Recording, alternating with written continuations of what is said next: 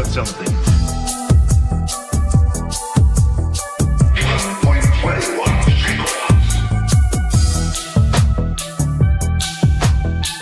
Little Hand says it's time to rock and roll. Room for one more,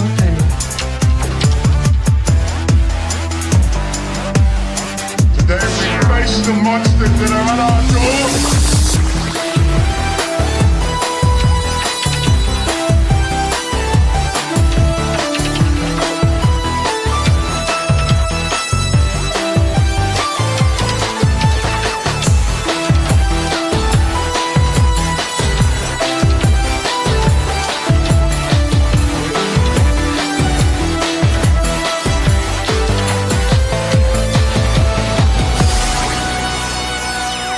We live in overstimulated times.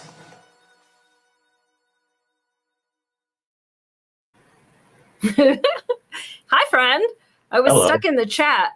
I put up some really good emotes today, and there was like a lot of bouncing boobs and skulls rotating and people dancing and just some craziness. And I think Rumble is like behind YouTube. But anyway, we're here, kind of, I guess. Hi, friend. My voice is kind of froggy. You're finally going through puberty? Yeah, I think so. It's about time. It's bound to happen. Ben's in the chat. He said he thought that you were younger than me, and I told him I had to kill him.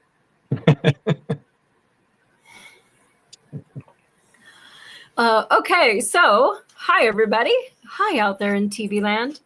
I am Molly, and I brought some fun pictures. We're going to go into our histories and stuff.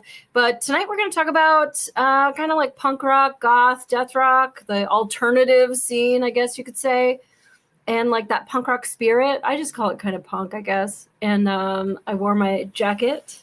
I got my yearbook photo from my senior year to horrify you with. And some good stuff. I got some Amish memes. That's when I print them out for you, because that's how I do it. And I had to drag on my friend Rod, because you're an OG creep too. And she's taking my quote out of context. There was context. Context. Listen, I'm gonna give him the bunny shooting. If you guys are over on Rumble, the chat, the live chat, has the best emotes on planet Earth. Hand stolen bunny. So Rod, why don't you introduce yourself? Well, I'm Rod. I've been into the punk and death rock scene since, I guess, technically the very early 80s. A long time. And yeah, I'm from California originally, living in Texas now. And yeah, here we are. And that's our show. Thank you very much for coming. Okay, I was born a poor punk child. Let's just get to this thing so I don't forget to do it. So so you know that I'm like still kind of moving, and I was looking for a simple piece of paper, just a blank piece of paper that I could write my notes on for the show tonight. And like that was just proving harder than possible. So I haven't put away any of the office stuff yet. That's in a whole nother land. I opened a box. I'm like, there's got to be paper in here. I love to hoard stationery. In fact, when I was a little kid, I went over to my friend Allison's house. She was throwing out a bunch of her stuff. And suddenly I ended up with a bunch of stationery that said Allison on it. And I used that stuff for years. But anyway, I was looking through, and my yearbook, my high school yearbook, was in one of these boxes that I was looking for paper. And I just thought maybe we should start here. I think I have to stand up. That's me. Class of 92. I had such a crush on Kevin Brown, but he didn't know I existed, so that's the only time I've ever been on top of him. Anyway. And between the buried and me colors, I don't even know what that means, Ben. I don't know what that means. I think he's behind us. So go to 2 times speed so you can catch up, so that I can get your jokes, because you're always very funny. Okay, then I wanted to show Goth Molly Ringwald. Yeah, pretty much. But here's my Bo Derek phase, which is funny because I'm with my friend Bo. So I guess that was my Bo phase. We actually took this picture. I think I was probably, I don't know, 19 in this picture, maybe 18, must have been. And there was a sex store on Melrose called Drake's, and they had one of those like photo booths that you would go inside and take those pictures. Like you get 4 pictures in a strip. Yeah. And we had a picture of holographic Jesus with us for some reason, and he made it into one of the photos. But those were the good old days. I did bring some other oddballs. I was an odd child. I was in some stupid band. I got kicked out of that one. I've been kicked out of every band I've ever been in.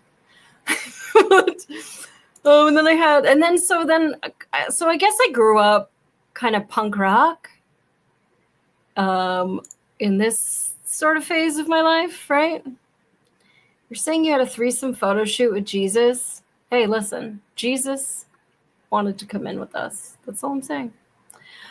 I guess I was more like punk rock, whatever. And then I remember in high school, there was like a group of goth girls, and they didn't like want to be my friend. I was okay with that, whatever. And I mean, I grew up, I guess like junior high, it was like, oh, the Doors, the Beatles, you know, all that kind of stuff. I was not as cool as you in the early 80s. I was playing with Barbies. But, you know, I think around 87, I guess, was like, oh, now it's like The Cure and Susie and Bauhaus and blah, blah, blah. So, but I don't think I identified as a goth girl, because there were goth girls at my school and they were cunts. Like they were just like so pretentious. And they did not want to be my friend at all either. They, like I asked to eat lunch with them and they were like, we're antisocial. Like, you guys are a clique, just like the fucking cheerleaders. So I went to a pretty small high school, and there was like this alcove where I used to just go and like sit on the concrete floor and like eat my lunch by myself. And this fat gay kid, Aaron, comes over, and he's got plaid pants on that basically match my coat.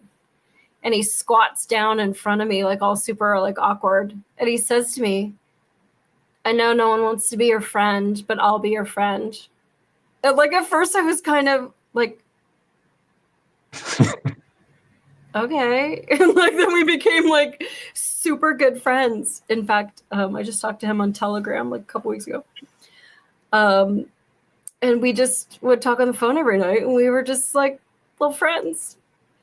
But I don't think I was ever really friends with the goth girls. They were kind of bitchy. They were like everything that I didn't like exclusive, and like you have to look like us, and you don't like Morrissey. Like, no, it sounds like he's yawning. I'm not interested in it. Sorry. Like, well, we all like Morrissey. Like, okay, well, and so I guess that's kind of like, I know we're going to talk about sort of the left and the right and politics and stuff tonight, but that was sort of like my first taste of it in high school, with the whole like us versus them sort of attitude. And it just didn't make sense to me.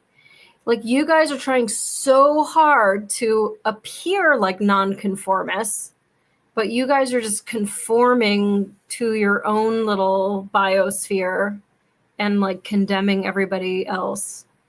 So like, how are you different than the cheerleaders? And I guess that's what I want to get to tonight, because I see a lot of that with where the Democrat Party, or we'll just call it the leftists, the extremists, are now. It's like, you're calling everybody fascist, but like, it's not lost on me that there's a lot of words we can't say on YouTube still.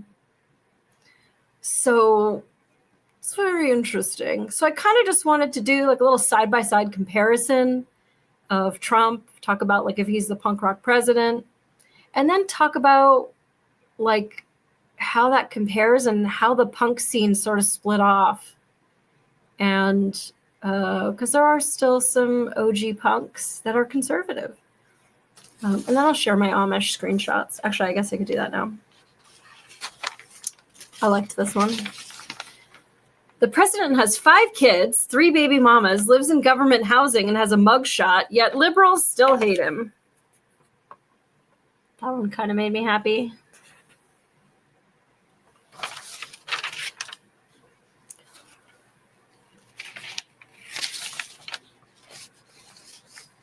This one is going to get me kicked off YouTube, so I might just explain it using hand puppets. So tell me about like your high school experience with punk. Did you call yourself punk back then? Or No. Well, I mean, maybe, I guess I did. It started for me like it actually in the late 70s. I was like 12 years old or something. And I remember hearing about this band called Your Life's Changing Again. The fucking Ghost, dude.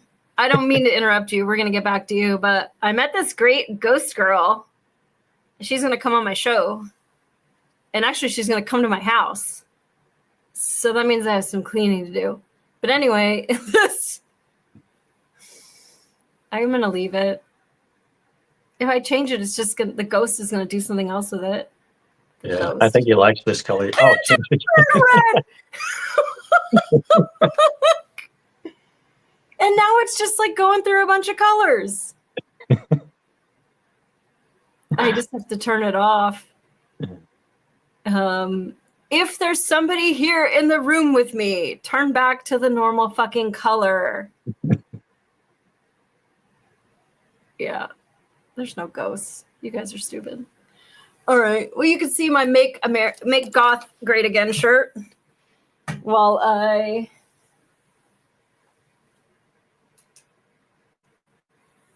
Maybe I just turn it off. That's spooky.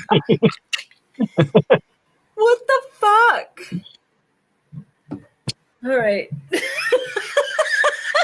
Let me go turn on the light. Only me.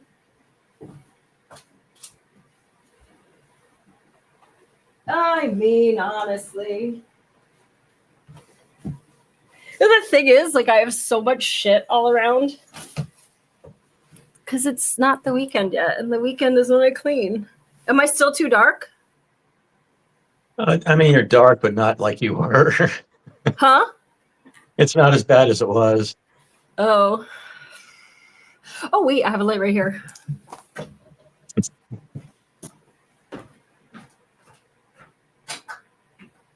That's better. Yeah, that's so better. Stupid. The girl in the painting is about to give an evil smile, Ben says. I think we're good. I think that she's just a painting. You guys are so superstitious. Anyway, I can't wait to talk to this ghost gal because she was the cutest thing. And it'll be a lot of fun. Now I just feel like I'm filming in a subway. A sandwich shop or something. Okay, anyway, sorry, I'm an asshole. Continue. So I remember hearing about this band called the Sex Pistols. And I was like 12 years old. And all I would get, because of course there was no internet back then, so all I would get is like little news articles or something in a magazine, or I'd hear some DJ talking about them on the radio. And I never heard their music. I just saw what they looked like, and I was fascinated by them. And but yeah, I never got to hear them. So then like a year or two went by, and I was in, I don't know, I guess I was maybe 13, 14. And my mom was dating this guy who had 2 sons. One of them was younger than me, is my brother's age, and the other one was a lot older. He was like 17, and he was like just like a surfer dude, just like a regular 70s, like baggy blonde hair. But he had this friend. He had this friend called George, who was cool as fuck. He was like a total OG punk rock guy. He had the combat boots and the tattered jeans and t-shirt. He wore flannels. He had the like little skinny Yeah. wig glasses and the cropped hair and stuff. Dude, I remember those. And he was just like the coolest guy. And anytime they would go anywhere, like go to the store or something, he'd always ask me, "Hey, you want to come along?" Like, fuck yeah, because he always played the coolest music in his car. So that's how I got to hear like the Clash and the Ramones and the Buzzcocks and all these cool bands. And that was like my introduction into it. And then I remember I started watching shows. There were these late night shows. I think one of them was called Fridays. Do you remember a show called Fridays? No. It was like a total alternative show. They would have bands on there. That's where I saw like the Talking Heads and Blondie and Devo What was it and all on? these. Huh? I don't remember. What was it on? I don't remember if it was cable access or if it was on. Oh yeah, we didn't have cable. Yeah, I don't remember what channel it was on, but they always had cool bands on. And then Saturday Night Live back in the day used to have really cool bands on. And so that's how I started seeing some of these bands. And then I got into high school, and it took me maybe another year or two. I think I was like a sophomore by the time I started just getting right into it, because that's when I bought my first record, and it was The Clash, Combat Rock. And I listened to it again today. I love that album really? still. Yeah. That was the Mine, this is so uncool. Mine was Club Nouveau. It was a tape. Yeah. Club Nouveau, like, why do rumors get started? Started every day. And like, I used to roller skate in my yard to that shit. Oh man, that was a good tape. Yeah, in my high school, I mean, back then in the early 80s, it was really strict. And it wasn't like, we didn't have to wear uniforms or anything like that, but it's just like it's not like it is now where kids just like wear whatever they want and they're all dressing all crazy. Back then, if you wore jeans with holes in the knees, you had to go see the principal. And that's where I had to go. Yeah. I got sent home once. What were you wearing? One time I had jeans with holes in the knees. One time is because I spiked up my hair and they didn't like that. Another time is because I was sitting in class and I was bored, so I started writing on my pants, and I wrote Dead Kennedys on my pants right as my teacher was walking by. And he was like, "What's that all about?" So I go, "It's just a band." And then we got into this whole discussion. He's like, "I don't think that's appropriate." I'm like, "It's just a band." He's like, "I think you need to go see the principal." I'm like, "Again?" Oh, man. So yeah, they wouldn't tolerate any kind of different stuff. I mean, you could dress differently to an extent, and I pushed it about as far as you could. But if you went like a little too far, then no, they weren't having that. Yeah. But yeah, there were only like maybe 15 or 20 punks in the school, and there was one death rock girl, and she was my girlfriend. Oh, was she hot? Yeah. We had a death rock girl at our school. I never heard her speak, ever. Like, she put makeup on her hands too, and her name was Barbara. They're coming to get you, Barbara. That was her name, and she was a vision, but she was almost a caricature because she never spoke. Like, she wasn't real. She dated Kevin Brown's brother. He wasn't very cute, but he was popular for some fucking reason. But I was wearing an L7 Smell the Magic t-shirt, and they wanted to send me home, but I was able to turn it inside out, and they let me stay. Yeah, they made me. They told me I had to change my pants. I said I don't have any other pants with me, so they made me change it into my gym shorts. I had to wear my gym shorts for the rest of the day, and that sucked. That's funny though. I like that. Were there like alternative kids, punkers, whatever at school?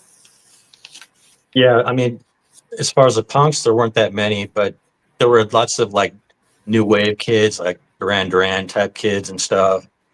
And I mean, that was really big. Girls walking around looking like Madonna, stuff like that. Yeah. And then, of course, all the jocks, and they, of course, didn't like us at all. That was Nobody. I mean, I'll say the jocks, the nerds. Like I was friends with like basically somebody from every group except the goth girls who were super pretentious. In fact, today I was thinking about. I posted on my Instagram today that picture from my high school yearbook, and I put the song to it from Jawbreaker, Boxcar.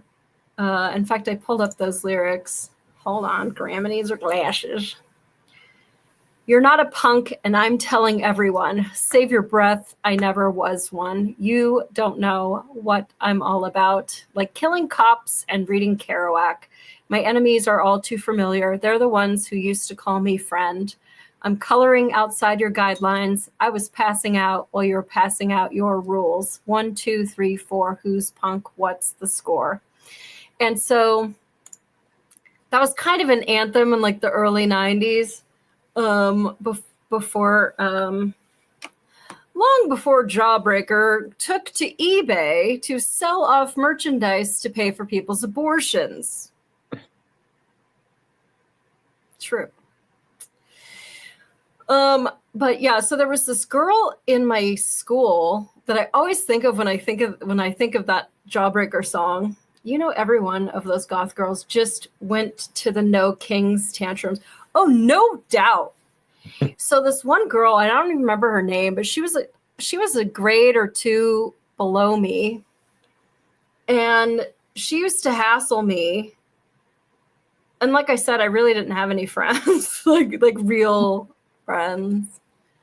I mean, I had friends, but actually I'm still friends with my friend Lauren now. She's the greatest.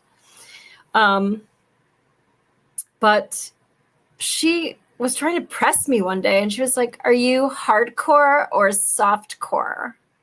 And I was like, what are you even talking about? Like, go away. Like, I'm not playing your fucking game of like, are you cool enough for me to think you're cool? Like, I hope you don't think I'm cool. Then you'll leave me the fuck alone. Like,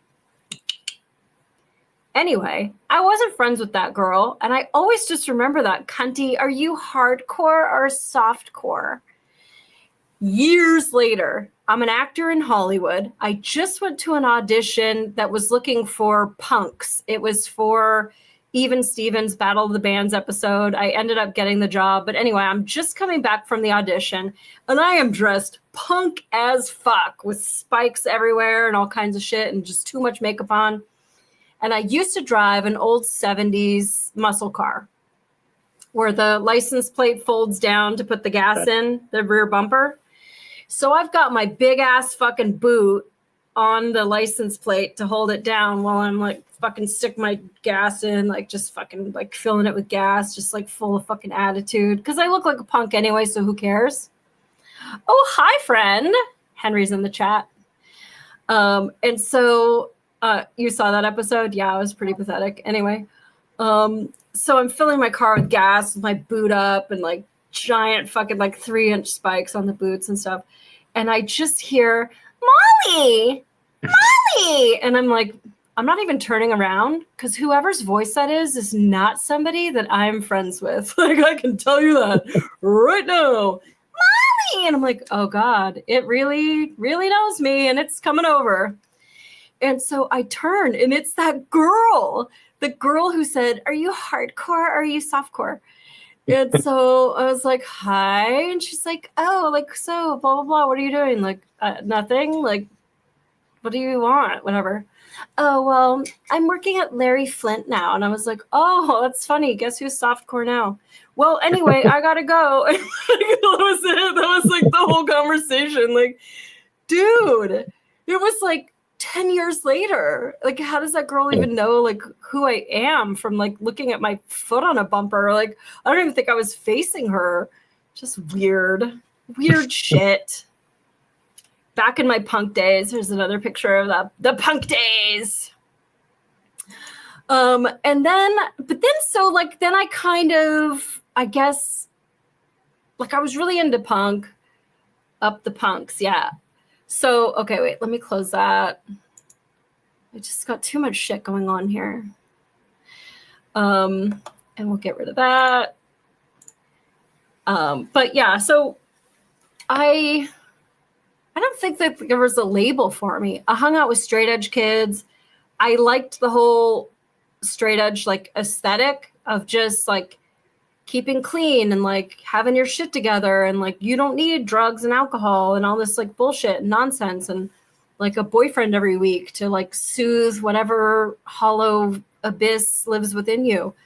That like life can be good, just plain. But I didn't like the whole straight edge, like smacking beers out of people's hands and like, I'm better than you because I don't wear leather shoes and all that like fascist nonsense. Yeah. But I, like my friends and I would serve food at a soup kitchen and we would go clean up fucking trash and we started a fanzine and like, so I was really into that whole like, let's save the world kind of shit. And I'll get to that then. But I think like through music, I found a culture of other people who were interested in the world around them.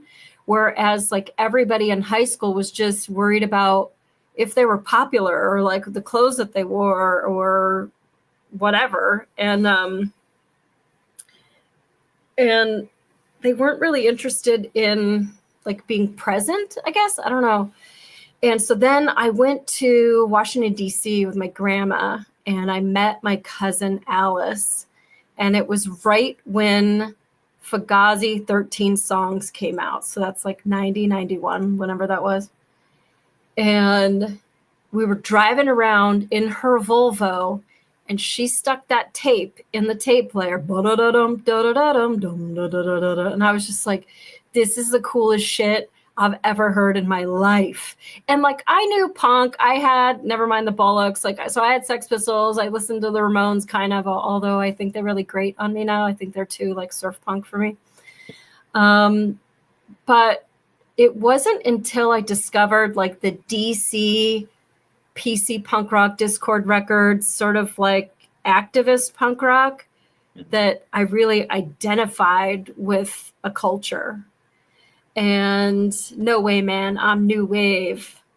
Henry, you know every album ever made. And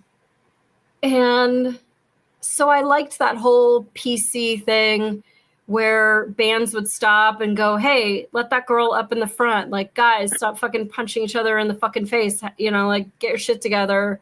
Kind of like, let's all be a community. There's one person that's like too violent in the pit or something. And it really was about saving the world, I guess, in our own little way through art or your job or whatever. And I really loved that.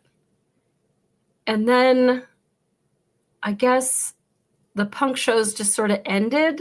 You know, this is like mid 90s and it just like wasn't, the scene was really turning into like Blink 182 and some of that like soulless punk that was just like 1 2 1 2, like, look at me, I've got a mohawk. But like there wasn't, the attitude wasn't behind it. It was like fake. No, I didn't listen to Swizz. Well, maybe I did. I think I had a tape. I still have my tapes, actually. But yeah, like, so punk kind of changed. So, and it became kind of vacuous, which is funny because then I turned to like the gothic scene in LA. I have some pictures. Hold up. Wait a minute. Something ain't right. So then I turned into like a goth girl. And this was like for a gothic prom. That was my best friend, Matt. He won't talk to me anymore. He kicked me out of his band. And then there was a store on Melrose called Retail Slut, and that is Peter Thomas, my boss behind me, and Melody. And I don't know what we were doing. I just know that I had to like jump on his Cadillac for some like photo shoot in the alley. So that was like a totally weird night. And that corset was 20 inches and I probably couldn't get it around my arm now. So that's good. And speaking of which, like this coat, it definitely doesn't button. But this I wore the hell out of. And I think if I was to hug you in it, I would just like rip it like the Hulk, fucking just. It's an old one. Here's that shitty band I was in. Got kicked out. Well, got them signed. Got kicked out the next day. It's a funny story. And here's my old best friend. Go yo. And yeah, just had a good time. But yeah, so then I discovered the goth scene, which was like, it was so different because it was about nothing. Like to me, death rock is like, I don't give a shit about anything. Like you don't care. Your clothes are shredded. Fuck it. Let's go. Like, you know, your car has a flat tire. We're still driving to the club. Like it's that kind of like fuck it attitude that was really like fun to me. But also it was really kind of vacuous. Like here I was with a whole new group of friends, all my drag queen friends. And all we cared about is what are we wearing tonight? And like, what's the drama and who's going to be there? And, you know, and how do I get all these assholes home? Well, they used to throw, I don't remember which one of them didn't like tomatoes in their burger, and they would throw it out my window and it would go on the side of my car. And so there was like a permanent mark on the side of my car from those fuckers. Henry's going to Morrissey and Social Distortion tomorrow. I'm half jealous. I do love me some Social Distortion. I like Morrissey, I guess. I do, but I'm not jealous of Morrissey. But he's a conservative. And we were talking before the show a little bit, like there are some really conservative punks that are standing up to some of this like current political nonsense that's going on. Old school ones, we talked about Sex Pistols, so Johnny Rotten, John Lydon, although PIL still really freaking good, I think. But the whole God Save the Queen. What do you think of this like no king shit going on? I think it's really hypocritical of them because they were perfectly okay with the kings when they were being told to get certain chemicals injected into their bodies and locked down in their houses and, you know, all the stuff that we went through for 4 years. They were perfectly okay with being told what to do. Do this, do that, don't do this, do that. But now, now we can't have a king. But they're just stupid. They're just stupid Right. people. And like, he's not even trying to be a king. Like No. at all. I mean, of course he does. He jokes about 2028, and then it's like we find their sore spot and we like poke it. Like, oh, is that a bruise? Like, let me just fucking get that for you. And so I've seen like memes of like 2028 and 2032, and like it's just like him and Vance, and like they're just getting old and whatever. And back and forth for millions of years. But it's so interesting to me because I haven't changed. Yeah. But the scene around us really has. Completely. And I don't know, I don't understand that. So let's go to Ben's question. Do you think you were anti-authority, non-conformist before you found the punk movement? Did it crystallize it more for you? You want to go?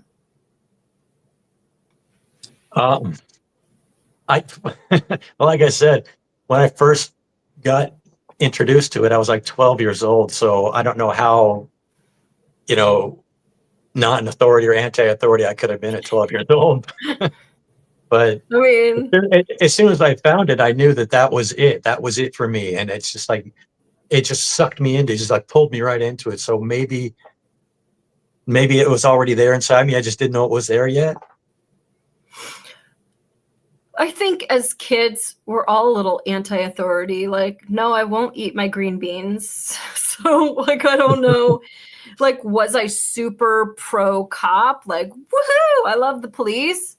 Like, no, but they're the person that you trust and call when you need something. Like, it didn't really occur to me.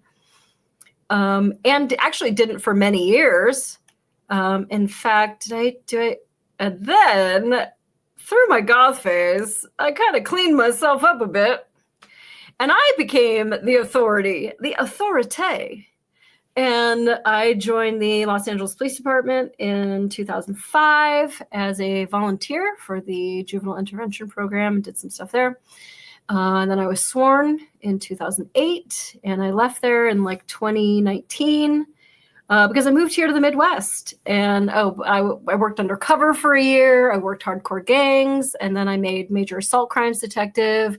I fucking loved that job. But I still brought that same punk attitude to the job because I was still me. And one of the things they asked during the interview process was, like, you've been an actor for 26 years. How are you going to, like, be a cop? I'm like, well, this job is, like, all about people. That's how. Like, I don't, you can teach me laws, but, like, as far as empathizing with people and being friends with everyone and truly being here to help the cogs in the wheel all kind of come together, like, that's who I've been forever. And that's what I bring to this job. Like, are you going to have to teach me how to shoot a gun? Like, yeah, you are. But, like, people is what I get. And I loved that job. And I don't think, I don't have a problem with authority. Everybody has a boss.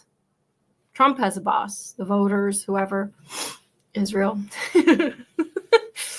I keep getting in trouble for those jokes. But, the only person that... I did always have the problem with authority. I didn't like teachers. I didn't like cops. I didn't like bosses. That's one of the reasons why I work for myself. I just don't like being told what to do. I don't like HOAs. I don't like the government. I don't like people. I want to live my life. This is my life. I want to live it my way. I don't like being told what to do. So that's always been a problem, or not a problem. It's just always been a thing for me. Mm-hmm. I understand where you're coming from, but I also just think sometimes it's just easier to do what your boss tells you to do. And it makes life easier. I don't need to blaze a trail through everything I do. And so when Ben asks if we were always nonconformist, I don't know that I've ever been a nonconformist. I just like what I like. And if Taylor Swift is the best song in the world, then I'm going to rock that shit in traffic. I don't care. But I also am painting my basement with neon monsters right now because fuck it. That's why. So I don't, but not to be weird for weird's sake. And I think that's kind of maybe what I sniffed out with the goth girls at school, that it was really disingenuous. Like, we're all weird. We're all antisocial. You're all antisocial?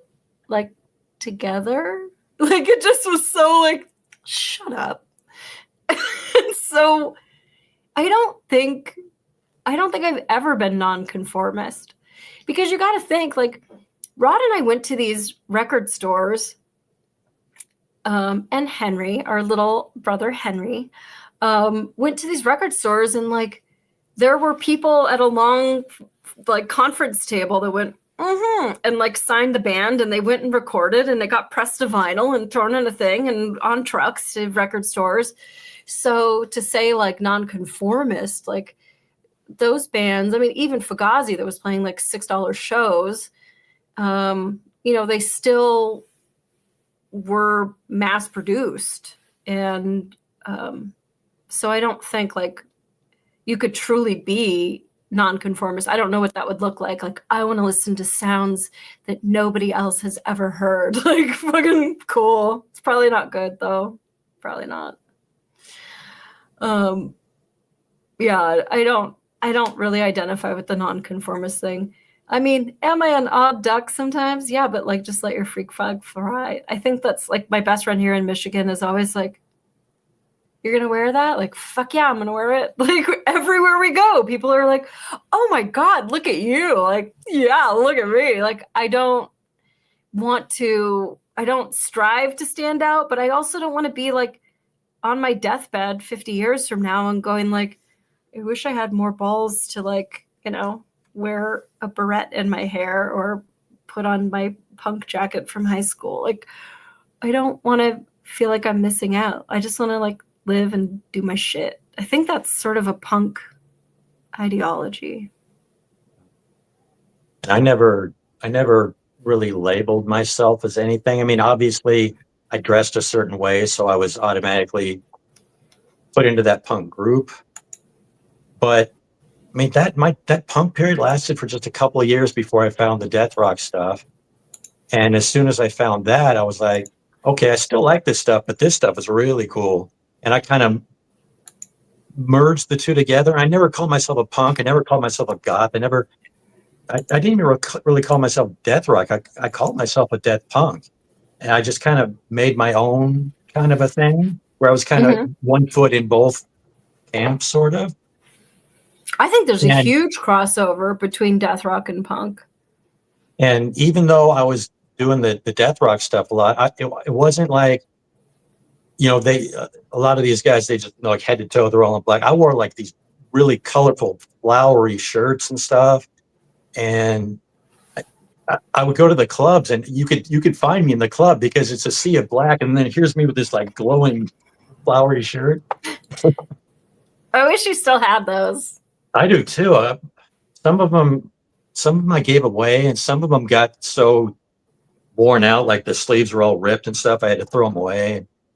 But yeah, I had a whole closet full of those shirts because I would just go to the Goodwill and the thrift stores all the time. I was like, I like this, and I would, and the shirts were like $5 or something. And that's where I got all my clothes. There was a show, Parker Lewis Can't Lose, and he always had like the loudest shirts on. Yeah, those were my kind of shirts. Ben says, I wore a black duster coat my freshman year of high school and never identified as anything. Then Columbine happened and long coats were suddenly illegal. Oh, that sucks. There was a goth roller skating night in LA called Wumpskate. I think Wumpskate. And like there were like goth dudes wearing long, like full-length leather trench coats eating shit on skates, and it was the fucking greatest thing I've ever seen in my entire life. And like girls with like the cyber whatever those things are that come out of your head. Also early in the chat, I was in Scotland once, and this punk guy walked out of a building onto the sidewalk, and he saw us looking at him, and he gave us a jolly old fuck off with his Scottish accent. One of the greatest moments of my life. You're friends with the Parker Lewis actor on X now? I have no idea who that is. No idea. I wouldn't recognize them if they were in front of me in the grocery store. But I wish that I was friends with his bank account because that show was like really popular. Well, okay, so let's get into Trump because I consider him to be a Corin Nemec. Bless you. Is that a name? Yeah, that's the guy's name, the actor. Really? What the hell? Your mom just was like left with the end of the bag of Scrabble, and she was like, well, I guess These are all the letters I got left. it's gonna be Corin Nemec. The actor's name. Thank you. So So, I mean, it has, even Candace Owens, admits that he's a punk rock president. I don't know that he's necessarily Republican per se or conservative per se. Well, he was a Democrat, wasn't he? Yeah, he was a Democrat. And I think that's like kind of the idea behind like why we're talking tonight is like, dude, what happened? Like, I haven't changed. Why is it that I'm like clutching my pearls in horror with, people that look like I used to look like and friends I used to have? And like, what the fuck happened?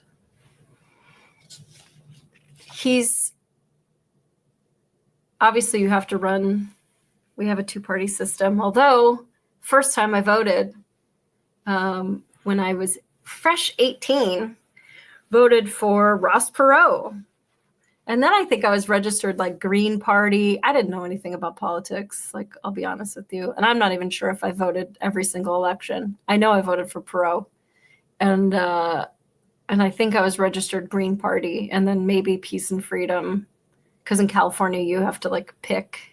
Yeah. In Michigan you don't. Yeah, you don't have to pick here either. I think that's better. I think like leave them hungry. And I think that's I don't align with either party. I'm like somewhere in the middle. Yeah. When they do some crazy shit, I'm not in the middle. Like I am yes, yes, yes, and no, no, no. So I don't know that I am in the middle. Well, I mean, yeah, it's like I criticize both sides equally. I'm not like slurping up to everything Trump says, but I'm, if he does bad things, I'm calling it out. If he does good things, I'm calling it out. Same with the other side. If they ever did anything good, I would say good for you, good job, but they never do. Yeah. No, I was excited to vote for Trump all 3 times. But then he's done some shit that I think is fucking wrong. Like when he said, are we still talking about that guy with Epstein? Yeah, I'm still pissed about it. And I'm pissed about the whole thing. And it's because I think at the core of who I am is to fight for the little guy. And I think that's sort of a punk ideal. And I think that the left thinks that they're fighting for the little guy, but like, you're fighting for like mega corporations to stay open while you close all the mom and pop shops because there's a cough going around. Like, I just feel like, do you really know what side you're on? Have you seen yourself in the mirror lately? And just like a lot of that super unpunk shit is very much on the left, like calling people problematic. Like, so you want people to conform to your ideal. And maybe you guys all have bones through your noses and, crazy colored hair and whatever. Maybe you look punk, but you're acting very unpunk. And let's see. So Ben says, well, look at Rage Against the Machine, now fighting for the machine. Anti-authority movements have a way of being copied, and redirected back into the sheep pen. And then Chris, hi, Chris. If you believe in the left-right paradigm, please stop smoking bath salts. The elite don't give a shit what you or I think. That's true, but we do have to have a daddy. And so you just want to pick the best daddy that covers the little guy, the working class. Hi, Chardar. Good evening. The Republicans, Democrats, and rhinos all have the same agenda to enrich themselves and decimate the middle class. Yeah, I was on, so long story short, I saw a post on Facebook today, and they were talking about the shutdown, and they were all pissed off about, like, babies are going to lose their food, and they're all going to starve to death. And it was just like, oh, my God. Like, and I get it. I get being upset. I get being like, let's rally the troops and let's, but like the reality is your dudes that are making millions of dollars aren't buying the babies any food because they want to make sure that there's like pastry classes for Haitian prisoners or some bullshit. And it's like, let's just stop. Firstly, I think that every single bill needs to be single line item. Do you want this? Yes. Do you want this? And not put everything, when you smush it all together, that's when like shit just gets snuck in there. We don't need that.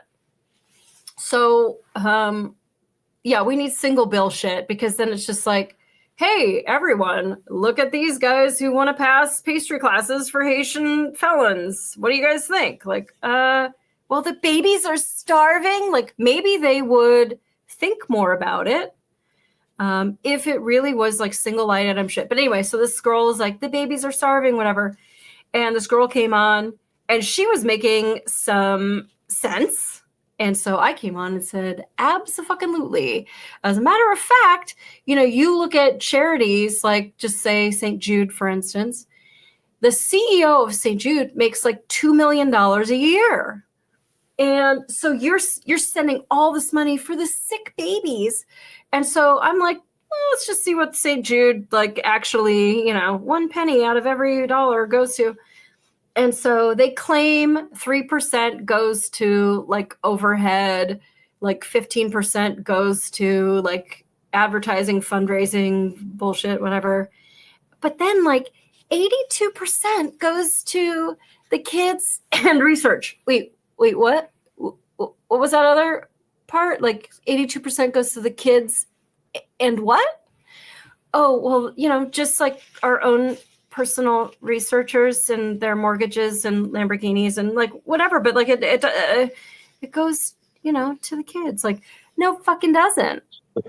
You're making $2 million per year to then like trickle down, but the government is still the same way. And I think that's something that the left is so unpunk about is we send all our money up to this big coffer and you just like, I'm taking your money and I'm taking your money and we'll figure out how we're going to spend it later. Clomp, clomp, clomp, clomp, clomp, clomp, clomp. And then we'll be like, okay, well, what are we going to do with this like shit ton of money that we've just stolen from all these American paychecks? Well, we'll need some buildings and those buildings will need electricity. They'll need insurance. Got to have a handicap ramp. Oh, we got to stripe the parking lot. We've got to do this, that, the other. We've got to get some bean counters in there. Let's get the state-of-the-art desks. Those are good. We need to get brand new computers for all of them. Let's have some bean counters, come up with some programs, and then we'll come up with some advertising and we'll come up with signage and we'll come up with this. And you've got, maybe they don't call it a CEO, but there's like administrators as far as the eye can see. And then at some point, some baby's mom gets food stamps or whatever. And what she doesn't spend on her acrylic nails, then she could maybe buy formula for her child. And like, so all this money is being generated and it's like not going to the reason for the charity. This guy is the benefactor of the charity. St. Jude, Goodwill, United Way, Wounded Warrior. Yeah, I'm really upset about how little Wounded Warrior goes to true veterans. Hardly any money gets taken, goes actually to the people in need, just like the lotteries. Do you think there's actual winners? I don't. I mean, I've never won, but if I do win, I will let you know. I will give you a call immediately. But so this big brother attitude that the left has about how we need to fund government and we need to have all these social programs and like the babies are going to die. Like everybody should be at their church, at their workplace, you know, in their neighborhoods. Like, oh, you know, widow McGillicuddy, like she needs some help this week. Everybody, let's make casseroles. Let's get her back on her feet. Let's go paint her house and help her kids and sew some clothes for her or whatever. Like we really should be more local and direct with charities. And I've bitched about it in the past, especially since they're using pictures of my dead best friend to get money on one of the apps. But but yeah, that's a real left thing, is like, we need to fund. Like, we're outfunded. I bought this little tiny house full of mold. You'll see it next week. And I work 2.5 months of my salary is property tax alone. Yeah. That is not flushing a toilet. That is not having a little napkin or a 39-cent packet of top ramen. 2.5 months of no other bill except for property tax. And then you've got income tax, gas tax, tax. And so, like, I'm done. I could feed so many more babies if I wasn't feeding administrators and CEOs and advertising campaigns and this and that. It's crazy. And they're so vocal about fighting for them, and it's so totally unpunk.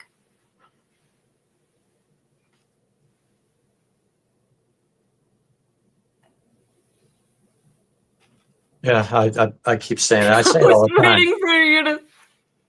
I was reading the chat. I keep saying that all the Okay. time. Taxation is theft. I don't care what they're taxing us for. They're taking our money. And I just found out something today that's pissing me off. Here in Texas, they're trying to pass this new law that you're going to have to provide photo ID if you want to use your phone to download apps, or to download apps to put on your phone. You're going to have to prove that you're old enough.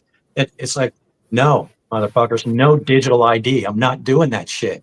And if they're going to start pushing that stuff here, I'm going to have to look to, I don't know, move to Florida or something. I'm getting the hell out of here. I'm not going to do this totalitarian bullshit. Why don't they do it backwards and just say you can't have a fucking phone unless you're of age? I'm so sick of this shit. Why do 6-year-olds have a smartphone? Little kids don't need a phone. And if you want to give them a phone for whatever reason, give them a flip phone. Don't give them a smartphone until it gets to be 16. It's a babysitter, cop out. And then, easy. and then we all get punished for it, for these bad parents who don't watch their kids, or these kids are doing stupid shit. So now all the rest of us have to pay more taxes, but we have to do the digital ID. But we have to do all this shit that we don't want to do, and we shouldn't have to do. I'm just so sick of it. Yeah, but Texas is one of the states, well, so is Florida, that is talking about doing away with property tax. Yeah, Abbott keeps talking. He's not doing it. He keeps talking. Just do it. And I'm in Lansing, Michigan, Trodar. But you're in Michigan on the east side, represent. And I don't know if you've gone to, or if anybody in Michigan, go to tax.org and sign the petition. And they do go out all over Michigan to get their shit signed. And not only is it to axe the property tax, but also to replace our no kings fascist in charge of our beautiful state. Last time I did the math, which was many, many years ago, it was $3 an hour every hour to exist. That sounds like doable, except I'm not working at 4 a.m. So I guess you'd have to increase the working hours. Rod, there's nothing more than moving to total control, i.e. smart cities, digital ID. Yeah. Yeah, that's wild. I can see, I mean, cell phones are a portal to hell. So, but that's why you need to control who has a cell phone. Like, well, maybe not. Like, but the parents should be in charge of, because you have a computer at home, and I could click on a couple of things and see some of these. Let me put them in the chat. I could see some of that. I could definitely see, where's those boobs? There we go. Oh, these are some good boobs. There you go, boys. There's some boobs for you. Throwing boobs to the boys in the chat. There you go. I can't wait for Ben's reply because I know it's going to be stellar.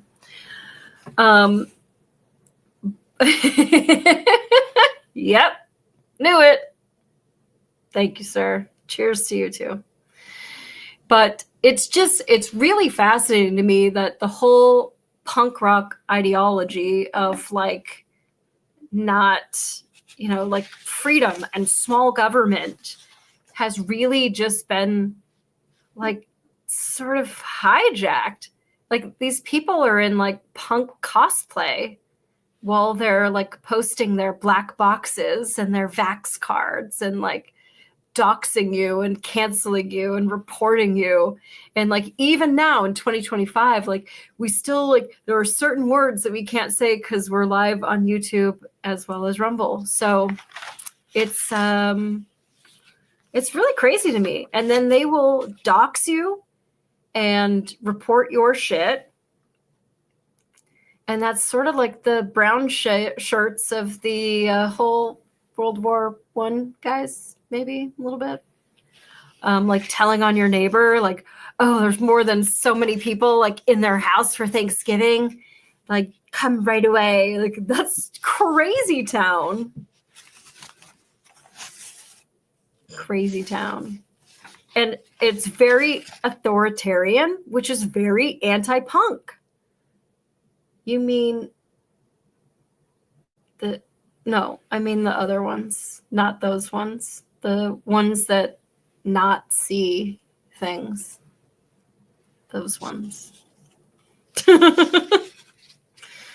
But yeah, it's really wild to me because you've got these like purple-haired nose ring types that are like bullies now to try to like force you to conform while they're also saying that like I'm neurodivergent, like blah blah blah. We're a rainbow of people. Like we're just, we want to represent everyone, but like you won't represent me. And I think that's what's kind of cool about Trump's party. I'm not going to say Republicans or conservatives, but just the punk party is that it doesn't matter that what music you're into or what religion you are or how much money you make. Like it's a group of people that are cogs in a wheel, like working together to try to save the freaking world. It's totally punk rock. While the other side is like for censorship and all this shit. So I remember all those bands that were doing shows during COVID. It's like, you can only come to our show if you're, jabbed up, or you got to wild. You got to show your papers. It's like, you're not fucking punk rock, dude. I got to show you my papers. Yeah, that's really wild. And like, I think one of those really like fascist punk bands was Green Day. Yeah. Which was sort of a bummer. I did one of their music videos once a long time ago, and I didn't really know who they were because they weren't like, they were softcore. They weren't hardcore. So I wasn't really into them because but this one song was pretty good. And it was more like Stray Cats, like doom, doo, doo, doom, doom, doo, doom, doom, doo, doo, doo, doo, doo, whatever. Yeah. And I went up to, I think as the bass player, and like, I guess they were a big deal, but I didn't really know or care. And so I went up to him like, did people tell you that you look like Fox Mulder? Because like you do. Anyway, who cares? I remember when Green Day used to open up for my friend's band back when they were a little club band. And I thought they were pretty good. And I liked them. I still have a couple of their CDs, but that little weasel, he turned out to be a real dick. I'm not even going to say his name. It's I don't know his name. It's not Fox Mulder though. I found that out the hard way. It is crazy what happened during the vid.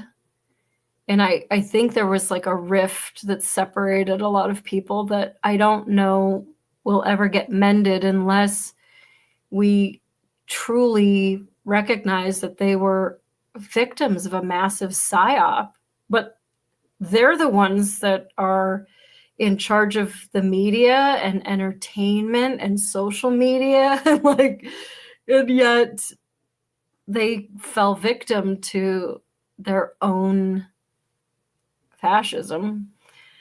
And this worship of the government that occurred when Biden was in power, and how they were just going to push Kamala in. And like, I'm from California. Nobody there. She had an 8% approval rating in her own state. A state that knows her, that's seen her track record. 8% of people said, okay. And like 92% of people in that state went, who else do you got? Should have said everything to the world, like truly. But just like with the World War II crew, take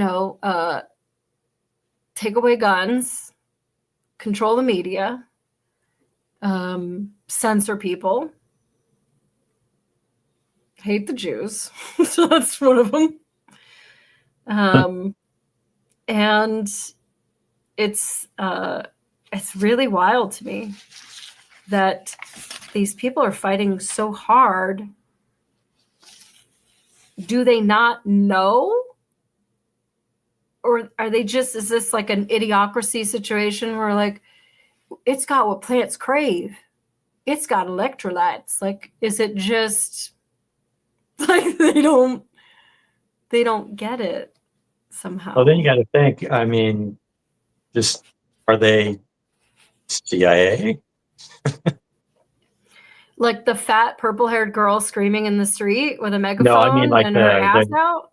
No, I mean like the guys in the so-called punks in the bands, the guys pushing the jabs. Are they really who they say they are, or are they operatives?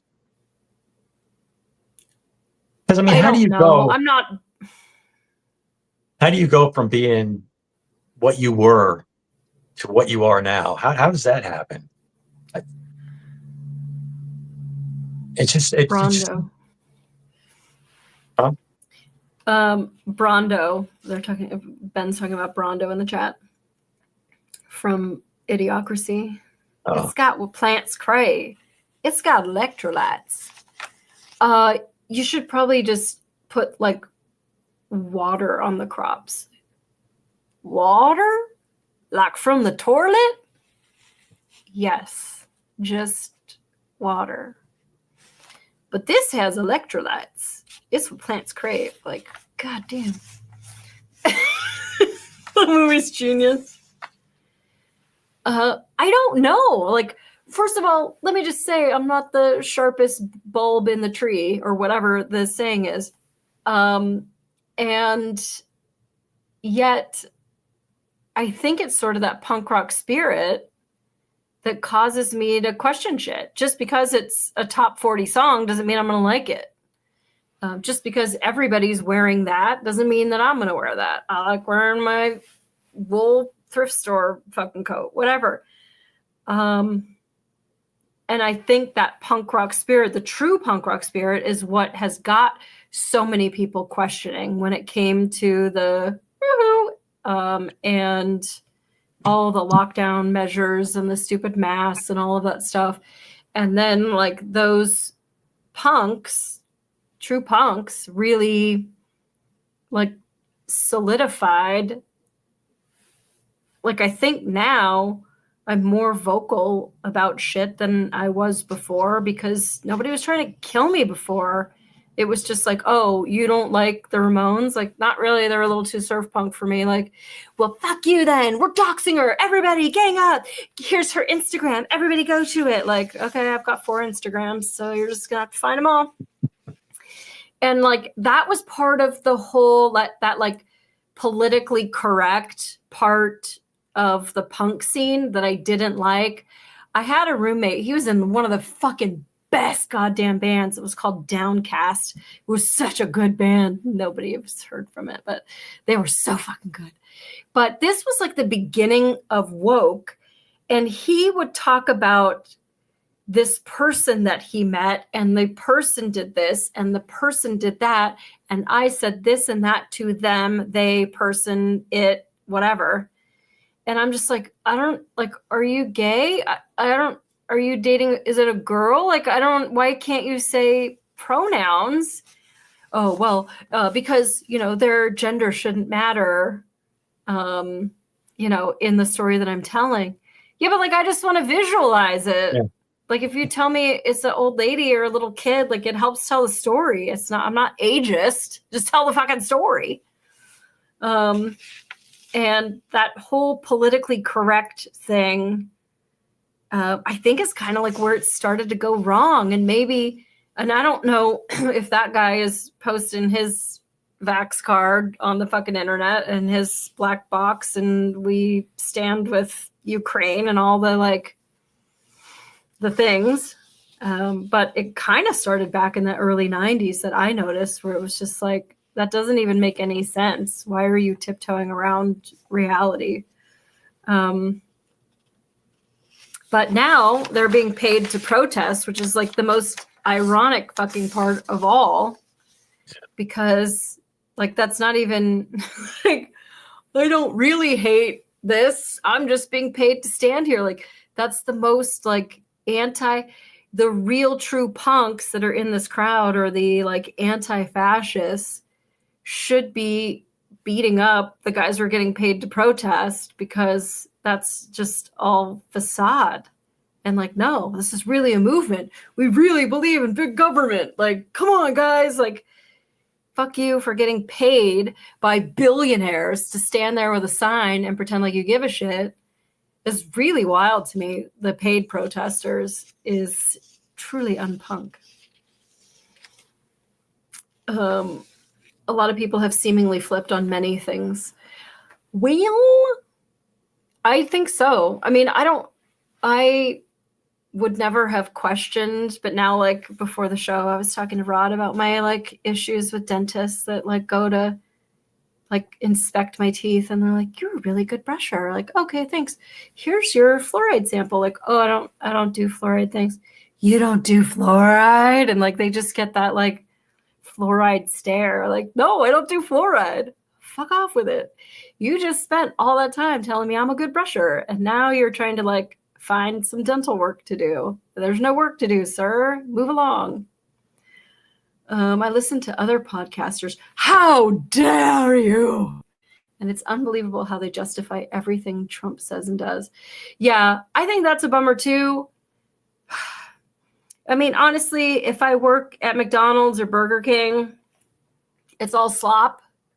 But I'm going to defend my paycheck because it's a little bit better than defending somebody else's paycheck. But I also, I mean, we've called him out here many times. Did you do, when you were growing up kind of in the like punk scene, did you have any protests or boycotts or riots or anything that you were part of? That I was part of? No, I wasn't into politics at all. I didn't care. Did you start voting early, or did you not vote? No, I did when I was 18, because my dad was like, "All right, come on, you're gonna go vote." Like, I am. He's like, they dragged me to the polls.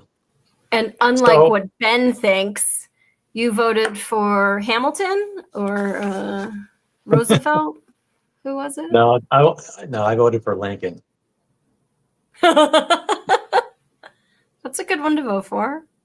No, I mean, I was always conservative minded, and so when I was 18, the person who was running for office was Reagan, so that's who I voted for. Dude, you voted for Reagan. Ben, and then I he didn't voted for again. Reagan. I didn't vote again for a long time because I lost all what little thought I had about politics after I just didn't trust any of them, and I wasn't going to vote for them, and I never did. And reluctantly, I voted for Trump. I didn't want to vote again because still the whole time I'm thinking in the back of my mind, is Trump the solution to the reaction from the problem? Is that why did they just put us through 4 years of hell in order to get us to react so that we would all vote for Trump? And so that was spinning in my head the whole time. Like, do I really want to vote for him? Am I voting for just my own demise once again? But I went ahead and voted anyway. And now here we are. I mean, I'm kind of 50-50 on him. Some of the things I really like, and some of the things what is he doing? I just don't understand. So I still, I don't know. I don't know about voting. I don't know about this whole two-party system. I don't like any of it. Yeah, I think the two-party system is bullshit, but you need money and power and influence to win elections, unfortunately. And I think a lot of that is just like where we're at as a society, that we look to Kim Kardashian to tell us like what we should smell like and what our body should be shaped like, and just some fucking nonsense. And so unfortunately, like, they have influence over these Brondo brains. And I mean, you're going to have to, I really thought that Perot had a shot. He was the underdog. He was a businessman. But all it really did was took away from the second best candidate. And so, although it'd be great to like, oh, I'm going to start the punk rock party, I'm going to run and I'll get, 2 votes and one of them's mine. If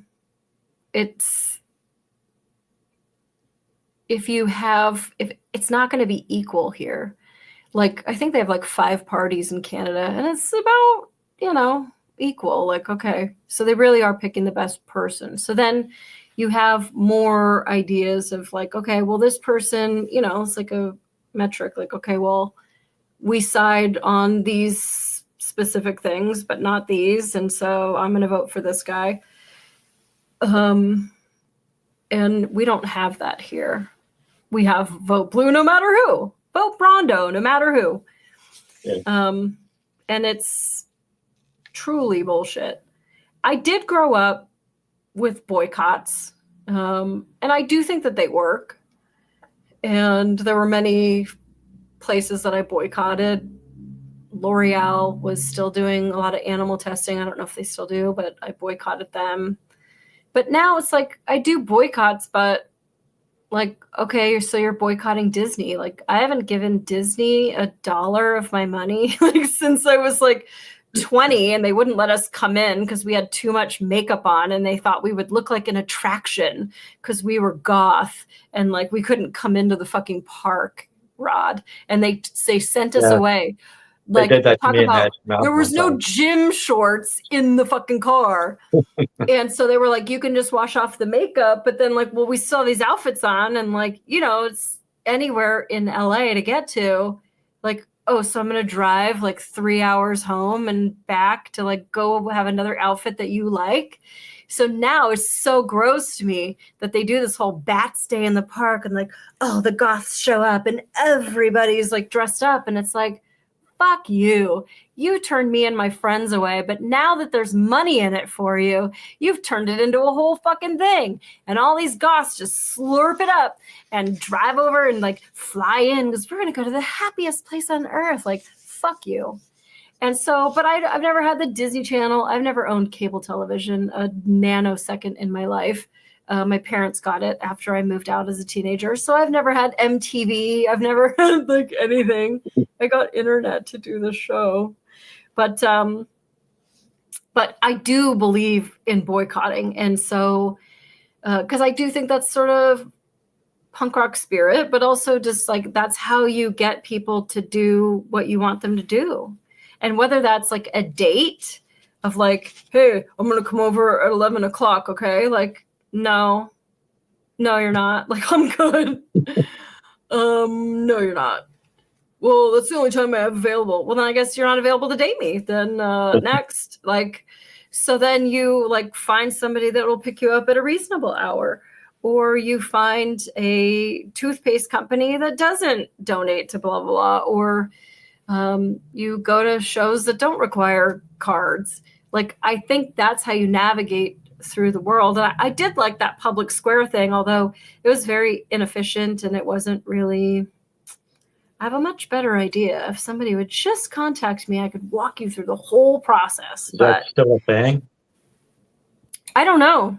I tried to put myself on there for stupid shit I was doing, and it wasn't official enough for them. And it's like, well, how are you supposed to start a small business if I have to have like this, that, the other, blah, blah, blah, to even get on public square? Public square. You should be able to be like, I sell chicken eggs out of my driveway and like be able to be on fucking public square.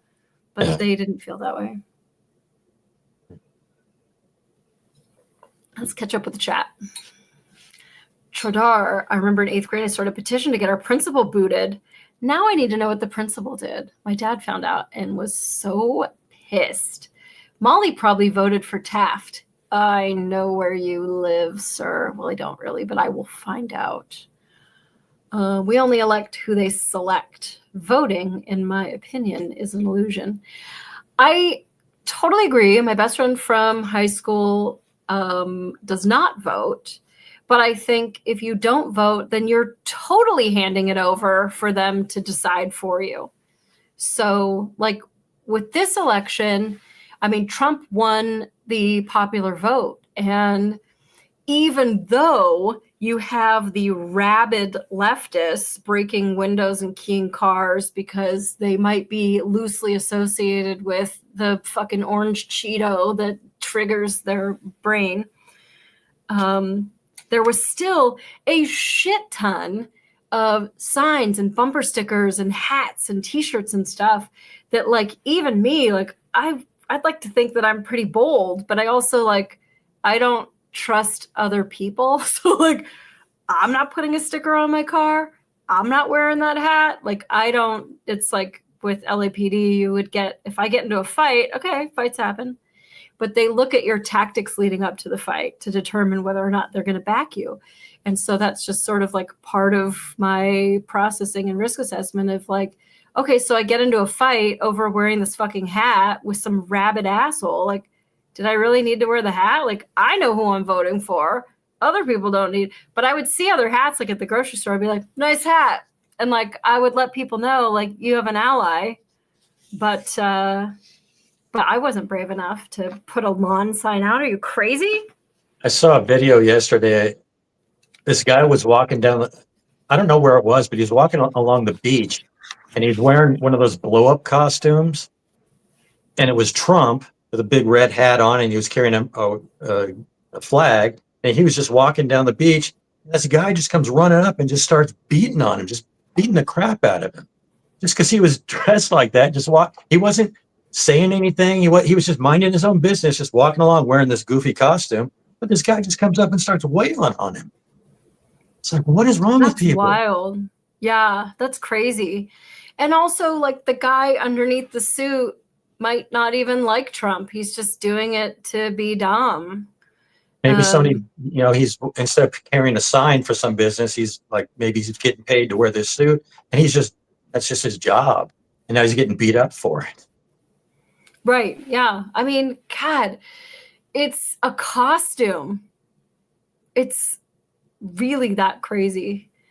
I just canceled Hulu. I don't know what Hulu did. I know Netflix had that cuties thing on it. I don't have any of that. I have internet on Fridays, and I have Amish screen sharing. I'll share another Amish screen share. It says the leftist is saying, this Antifa guy, Jeannie, I want you to make all fascists disappear. And he says, your wish is my command. Poof.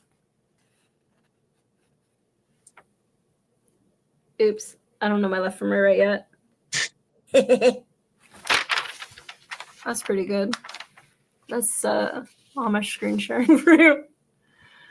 Well, now it's drag queen day for kids in Disneyland. I mean, drag queens don't bother me at all. I grew up with them. I've shared bathroom stalls with them. I don't care.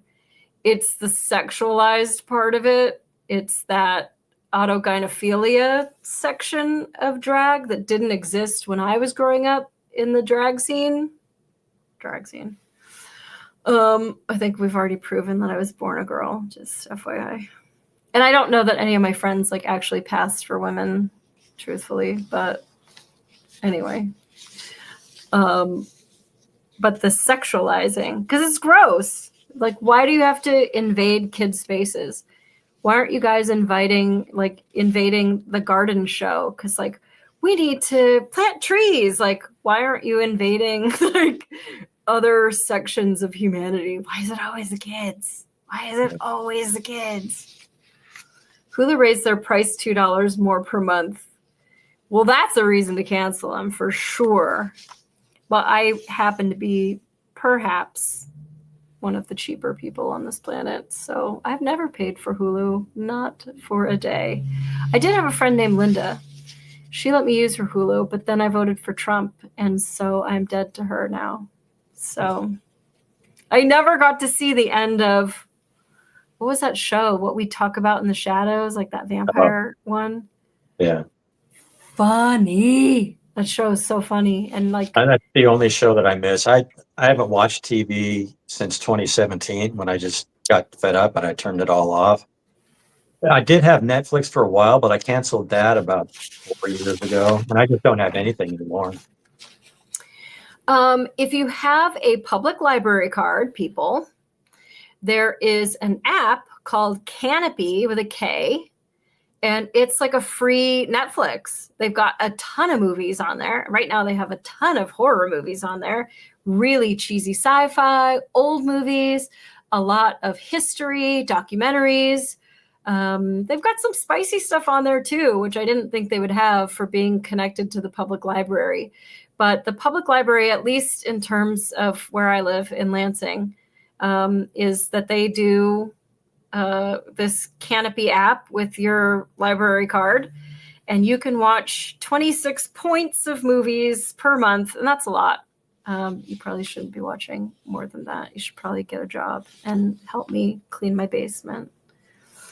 What We Do in the Shadows, exactly. That shit is so funny. I don't miss being an actor, but every once in a while I'll see something where I'm like, God damn, I really wish I worked on that. Oh, speaking of, I was on YouTube today and I was just looking up some anti-Trump punk shit. And there was, I'm not even going to plug them, but there is a compilation record coming out for a punk compilation. Punk bands, send us your Trump derangement syndrome best, and we'll include you on the comp. And so I'm like, oh, okay. You know, there's a lot of bands that hate Trump, whatever. So they're going to put together a compilation of like TDS songs. Like, that should be funny. And they turned off the comments on the call for bands. Turned off the comments. Like, how many comments were like, dude, this sucks, or this is totally not punk, or like, oh, you know, censorship. Censorship is really unfucking punk. I think the Sex Pistols would definitely thumbs down. I'm not even going to say the name of the comp because it doesn't deserve it. Molly would have fucking owned being a vampire on that show. Listen, I would have really become a vampire to be on that show, for sure. But with Trump, like, and I get that it's like with the whole left-right thing, Chris, but you do have to see that he's sort of at least the lesser of two evils, like fighting the system, fighting authoritarianism, fighting online censorship, and fighting the swamp and all of this stuff, and sort of like defying peer pressure and fighting for the little guy. Like, there's just a lot that he does that's very punk rock. And for that, I fucking appreciate him. The Epstein thing, I don't appreciate him. Going over there and being a fucking shill for other countries that want our money, our bombs, our bullshit. But otherwise, he is very anti-war, and that's very punk rock. Whereas like you got every other fucking flag flying off the back of leftist cars except for the American flag. So there is a rebellion there. And that punk rock anti-conformity sort of spirit that I think a lot of people see in him. And that's why I voted for him 3 times, and I'd vote for him again. But we're not going to be able to. And what's interesting is just like growing up in the 80s, and is despite what Ben thinks, I am younger than Rod. Fucker. But the whole like idea of that Alex P. Keaton, like conservative, and where, you know, everybody's very homogenous and you have to like fit in and stuff, and like, oh, you don't want to be a punk, like they look so individual. But now like even that's become a costume, that these people all have the same sort of, it's become a uniform, which is crazy because punks were so anti-uniform, and now they all have the colored hair and the septum ring and the, you know, tattoos and all this stuff. And like, I'm so punk rock that I'm 51 and I don't have a single tattoo. That's how punk rock I fucking am. Well, all of that stuff started with when Hot Topic was put into the malls. Then everybody could go there and get their uniform. They could all buy the same shit. When I was in it, if I wanted clothes, I went to the thrift store and I bought whatever I found. And there was one punk shop near me that I could go to where I could pick up some bondage pants or a band t-shirt or something. But it was mostly just buying thrift store stuff. Just do it yourself. Yeah. I remember the first time, 90s, I guess, with the whole grunge thing, seeing at the mall a rack of jeans that all had the same distress marks on it, and was just like, dude, how do they do that? How do they make it all like the wear on each one of them and the bleach pattern, whatever you call it, is all the same on all these pants? Like, what the fuck? Like, that was to like wear your shit out was sort of like a badge of honor. And now like everybody buys stuff that's like pre-fucked. Like, it was just weird. Yeah. South Park had a great take on Hot Topic and Vampire Kids, which is just the next iteration of the punk goth emo. Yeah, I guess there is sort of like a vampire romantic. What was that movie with the glittery skin and the girl, like the girl that has zero personality that everybody wanted to be like? Twilight? You talking about? Yes. I never saw it. I saw the first one. I used to date a guy that looked like the werewolf guy. He wasn't a werewolf, though. Should maybe just, I didn't date him because I thought he looked like that guy. It was before that guy probably was born.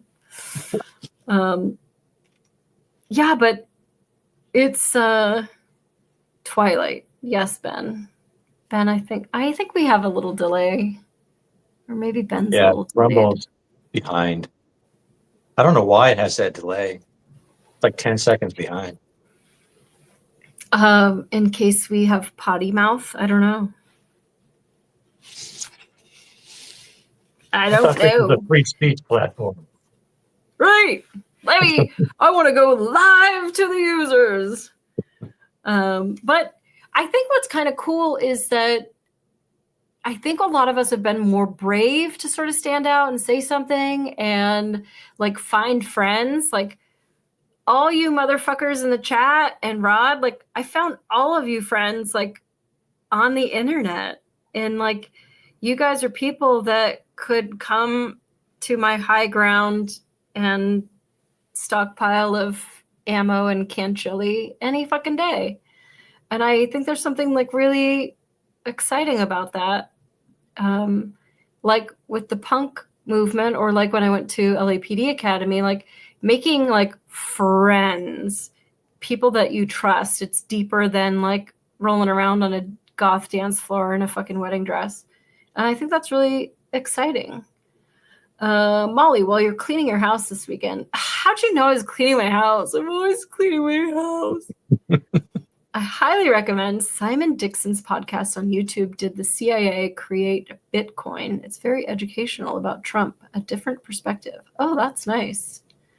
As long as it's Hormel canned chili, Hormel. I'm a fan of chunky soup with the baby hamburgers in it. I know it's garbage, but it's got baby hamburgers. It's what plants crave. There's like a 20 to 30 second delay. And then there's like a 20 to 30 second delay of me reading it. So then we're really fucked. Anyway, I've really loved what Johnny Rotten has been like very outspoken. And that guy hasn't changed. Like he hasn't changed who he is. And the fact that the rest of the band like basically kicked him out and was like, oh, we're going on tour and you're not punk. You can't come with us. Like, fuck you. You guys don't know shit.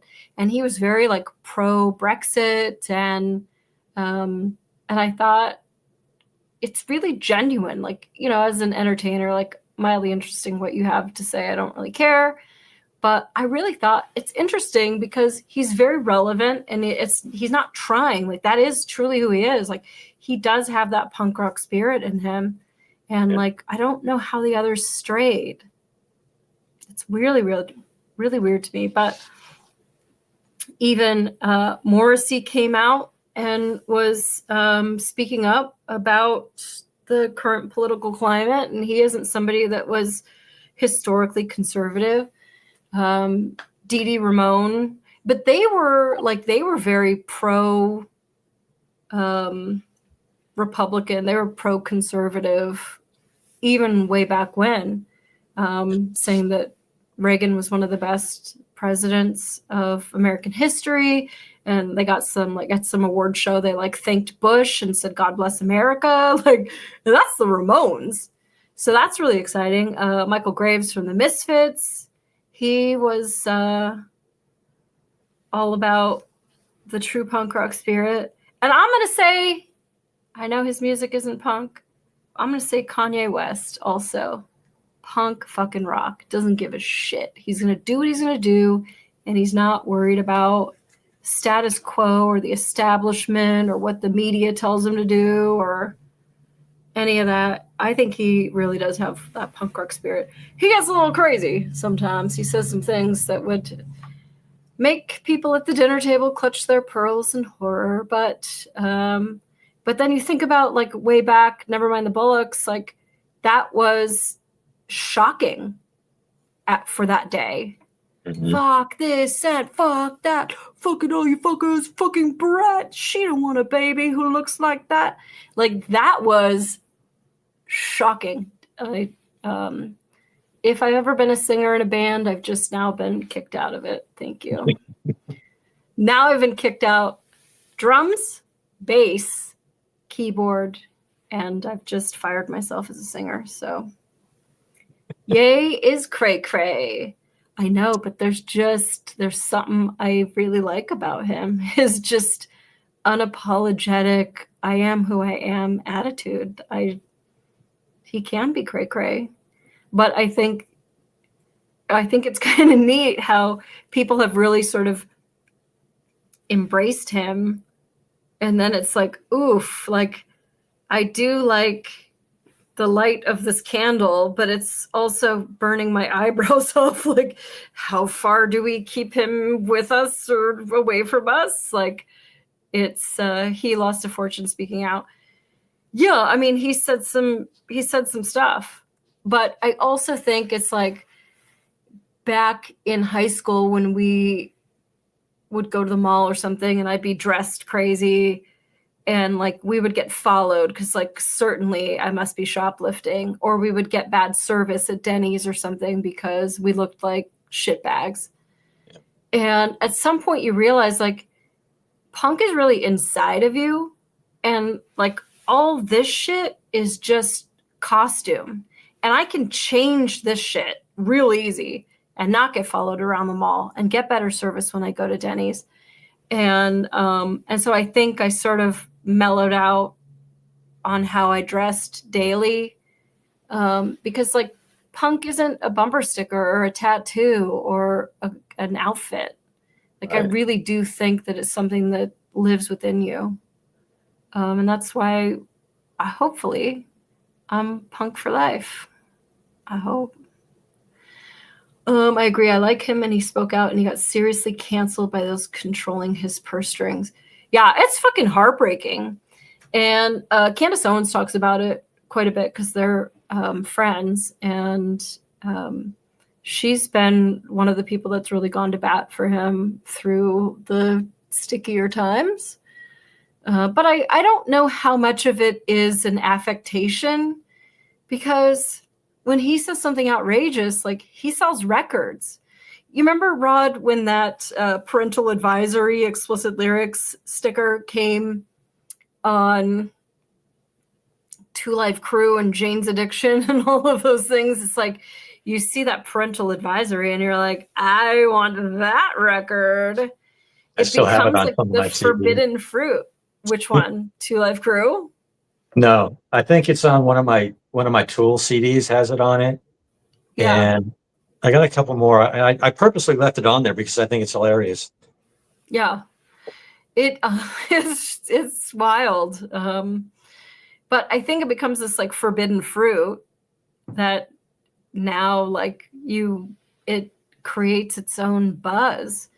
So I don't know how much of Ye is like an affectation, like where he knows. So I've done a million fucking jobs in this world, including making costumes for celebrities like Ozzy Osbourne, Marilyn Manson.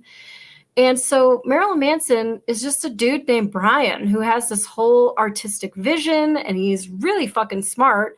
And the whole character of Marilyn Manson is like an affectation, and it's sold out stadiums and people fucking love it. And then he's like Brian, and then he's Marilyn Manson. So I don't know if like Kanye West, Ye, like, is it that kind of Jekyll and Hyde thing, or is it truly like an issue with medications that were forced on him? I don't know. I just know that I root for him because I think that he also has that inner punk rock spirit that I fucking love. Any other true punks that you look up to? I can't think of any others off the top of my head. Tipper Gore. Tipper Gore was one of the pioneers of the parental advisory sticker. Yeah, she was an asshole. A real asshole. Yeah. And weren't there like a million songs about her like back in the day too? Like all these bands like taking her on and like making fun of her. I don't remember. Oh, yeah. Just like her hubby. Yup. The good old days. Now, so they don't do the parental advisory at all?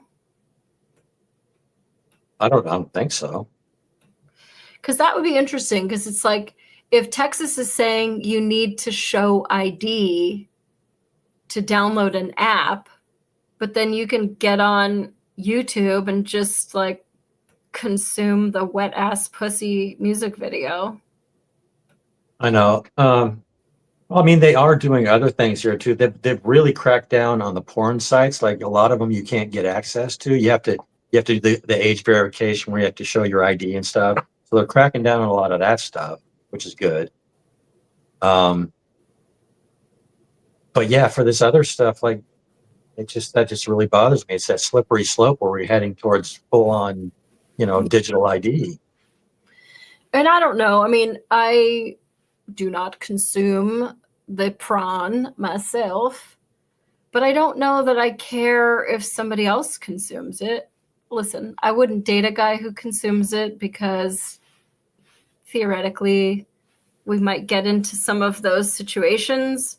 And if you've only seen pictures of Mozart playing the piano, you don't know how to fucking play the piano.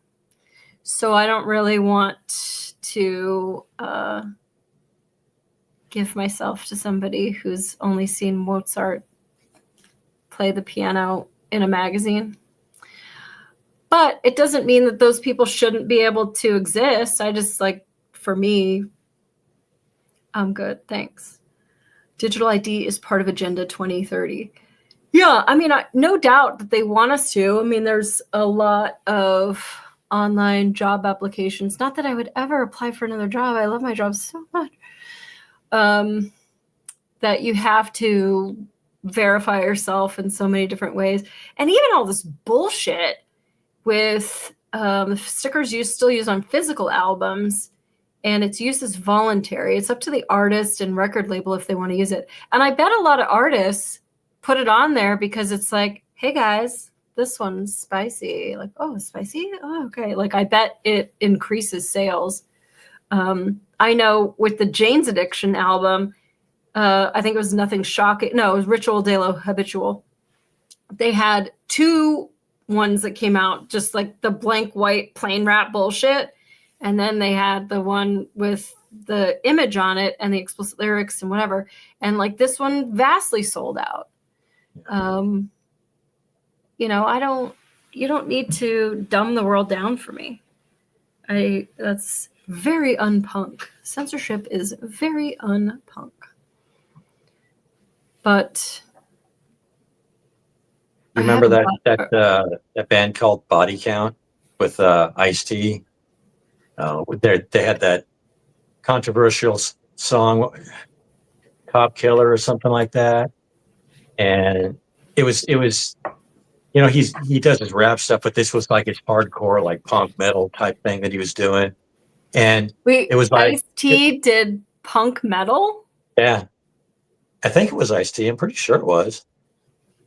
But their whole thing was like, oh, this album's going to get banned. Like, you got to get it right away. And they put it's got slapped with that sticker across it, the parental, advisory. And it's this. So I ran out and I got it because I just wanted to have it. And it's terrible. The musicianship is just really bad. And the songs are really bad. I still have it. I never listened to it. But it was one of those things where like, they built it up and I told you, oh, you really, you got to get it. It's really bad. And you just got to get it. So everybody ran out and got it. It's just. Oh, Circle of One says Ice-T is such a mega sellout now. Oh, don't tell me that. He was on that good cop show and his wife was fucking crazy. His wife got like their dog's balls taken off and then had like fake ones put in so that the dog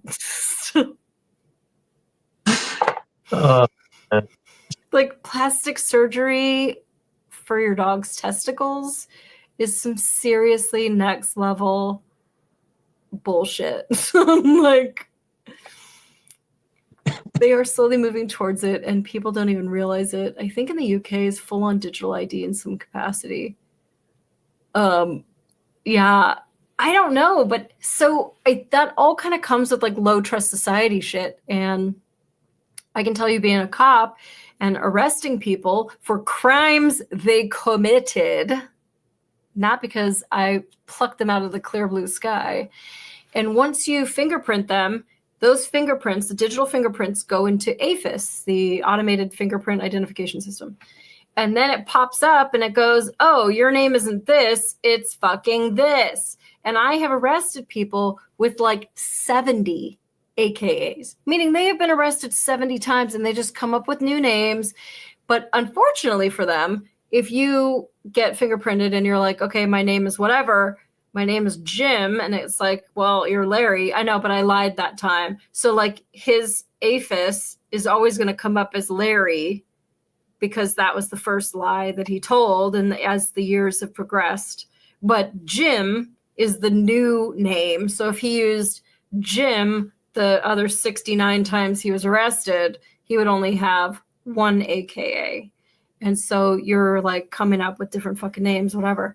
And I tell you that just because this whole low trust society where we're not honorable anymore. And this is why we all have to have like video cameras on the dashboard of our car because some other dick's going to hit my car and I need to prove that I didn't do it. Or I have to videotape, the person that's coming to my door to sell me Girl Scout cookies so that I can prove that I didn't call her a slur or whatever. Like, it's crazy what happens and how much it's really affecting our society and how much it affects us when we're not trustworthy anymore. Like a man, his word was his bond, I think was the saying.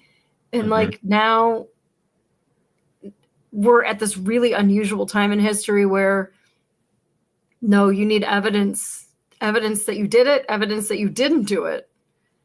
But now that AI is here, like that is terrifying because now your word means nothing because I have a video of you doing it. Yeah, but that's not me. This is like AI. And with that new app now, whatever it's called, Sora or something like that, you can put anybody's face on another body and make it look like it looks just like the person. I can't tell the difference. It's that good now. So that's we're all going to have like safe words. Yeah. And that's interesting though, because like we're all internet friends. And what does that do to friendships when you're like FaceTiming me and telling me that you don't like me anymore because I eat chunky soup with the baby hamburgers in it? And then I'm crying for real because I don't know if I want to be friends with you or if I still want chunky soup with the baby hamburgers in it. And I'm like I'm like at this crossroads where I have to like pick. And it's not even you. Don't make me choose, Rod. So, Rod, plug yourself. Let everybody know where to find you. It's right down there. Linktree, DeWeese. That's where all my social stuff is. Yeah. You do 3D art, amazing art. And my YouTube videos, which I'm plugging along little by little. You're doing pretty well at that. Yeah. Ben was still talking about your tree that you did for our Draw Me a Tree episode. Yeah. Yeah. That was fun. I need to do more of that kind of stuff. Yeah. Have you received any more roommate applications? Actually, I did last night on the fire truck, oddly enough. But now I am knee deep in some moldy basement. So I have some stuff I'm replacing. And Chris has been over like a champion trying to help me out. But I peeled some wallpaper yesterday and found 73 new projects. Did you get the lights fixed? The lights? No, I've got an electrician coming. We replaced the ballast. It's a whole thing. Dude, Rod, that was a badass tree. See? Told you. He's coveting your tree. So next Friday is Halloween. And although I really should be on a dance floor in a wedding dress, I'm going to be on the fire truck handing out glow sticks to little kids so they don't get smacked by cars. So I am not going to do a full show on Friday, and I'm not going to be dressed up. I have a really great costume in the making, but unfortunately, it just didn't happen. Buying this house, all these projects,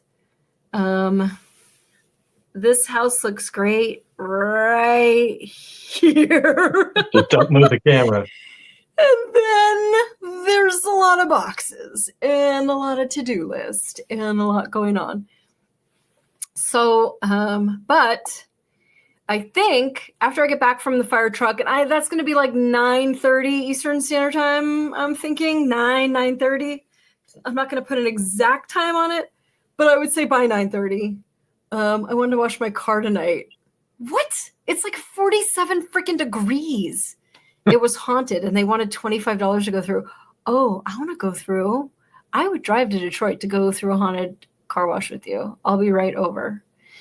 Because that sounds fun as hell. And I hope that they play like crazy music or something, or that you turn your radio to like a certain thing and they play like stuff that goes along with the lights. But yeah, so about 9:30, I'd say next week, I am going to do just a quick little show. Tommy's in Wyoming, Michigan. I lived near Wyoming, Michigan.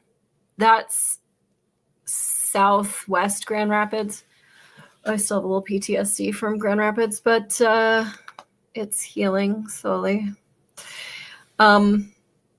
But anyway, I'm going to be showing my basement, the monster basement, and it's totally a hellscape right now of just neon garbage stacked up.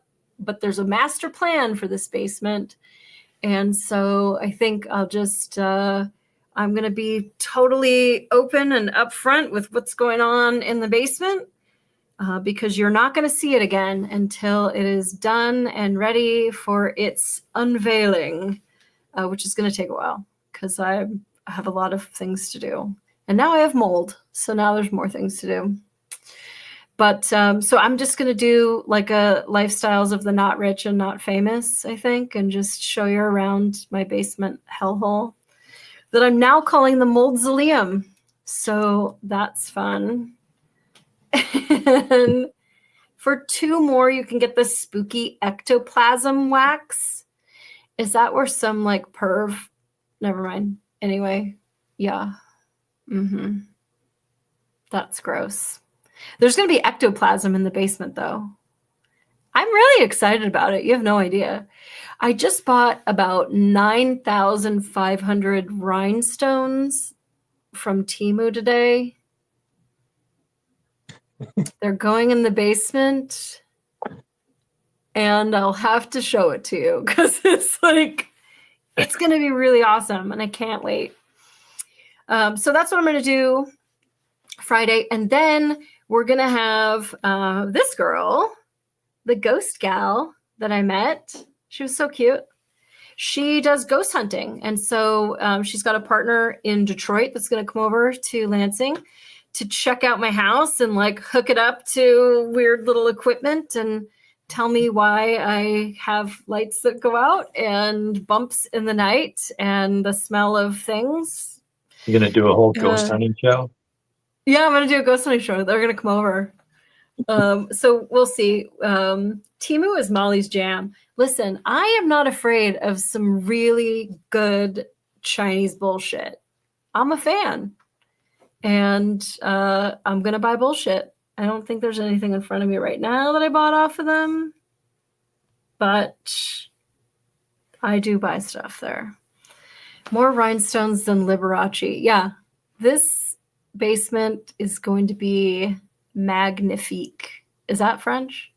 Because you're taking French on Duolingo. Rod, what are you on Duolingo right now? Spanish still? Spanish, yeah. And I'm still in Japanese.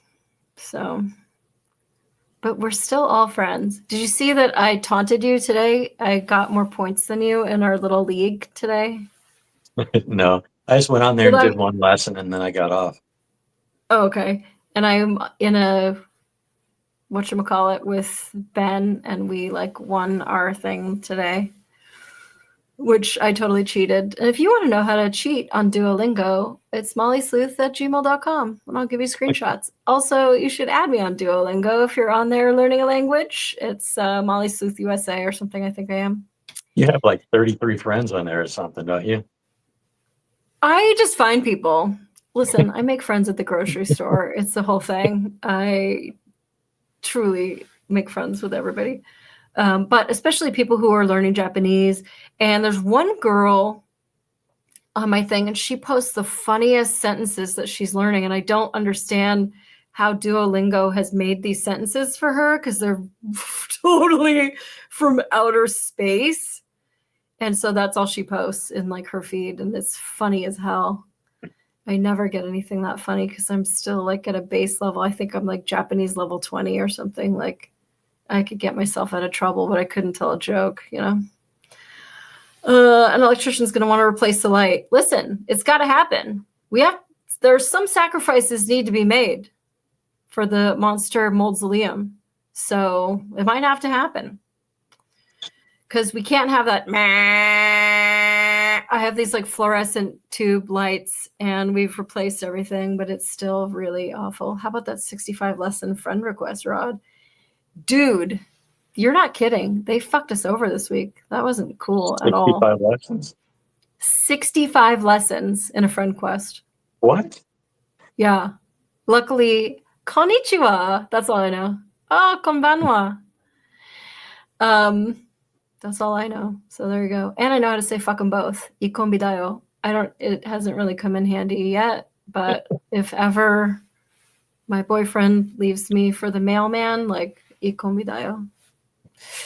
So I will maybe see you guys. I understand it's totally Halloween, so you don't have to like stay tuned or whatever. But if you guys could leave a little likey poo wherever the fuck you are, and follow me so that you get notified when I go live next Friday, because I don't know. I don't have like a hard start. Probably 9:30 is my guess. And it'll probably be a really quick one because I'm just going to show the basement and all that shit. But I would love some help with this basement, with ideas. I mean, I have ideas, but maybe I just need a little validation because I'm really in like weird, creepy old man aesthetic. I got that. Neon monster madness. Like I'm a little in over my head. So, and Marie comes over, my best friend, and is just like, well, it's really bright. Like, listen, I wasn't going for under the radar. So if you don't catch it live, catch it afterwards, and then get in the little comments and let me know what you think and give me some tips. And yeah. Well, thanks, Rod. I love talking music and politics, so this was super fun. Yeah, totally. Rock and roll. I will see you online. I put this necklace on tonight. God knows how long I've owned it. I don't know where the key is. So I guess you're wearing it from now on. I guess I'm sleeping in it. Unless the safety pin could pop it open. We'll see. I put it on and then I was like, oh, wait. Oh, shit. Where's the key to that thing? It's in a time capsule back in like 1994. So who the fuck knows? All right. Love you guys. Let's go to Ben McMillan's custom MollySleuth outro. And help me, Obi-Wan Kenobi. You're my only hope.